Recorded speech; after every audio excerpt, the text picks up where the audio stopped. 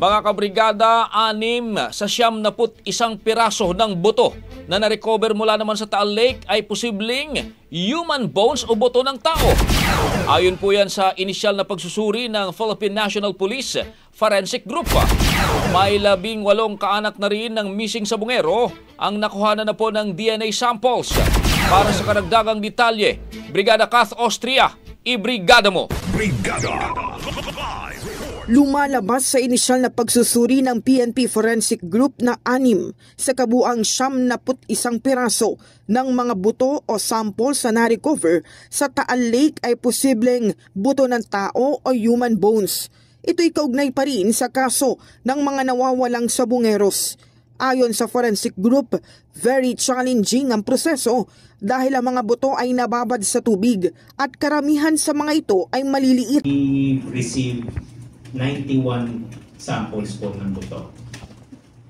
Hindi naman po malalaki lahat, may malalaki, may mga maliliit, pero it's just to tell you po yung kung gaano po ka-challenging po itong mga ginagawa po namin. At the same time po, hindi po kami nagbibigay po ng false hope sa kanila na say madali to, mabilis to. Again po, nakasubmerge po ito. Pero may mga processes po kami, may mga protocol kami dun sa mga samples na po yun. And as of now, ang positive po natin na baka of human origin is 6 pieces. May 18 kaanak na ng mga nawawalang sabungero ang nakuhanan ng DNA sample para sa posibleng cross-matching. Ngunit ito'y isasagawa lamang kapag may nabuong DNA profile mula sa mga na-recover na buto. Aabuti ng 5 hanggang 7 araw upang makabuo ng DNA profile. Matapos ang DNA profiling ng mga buto, panibagong 5 hanggang 7 araw ang kakailanganin para sa cross-matching sa DNA ng mga kaanak ng mga nawawalang sabungero.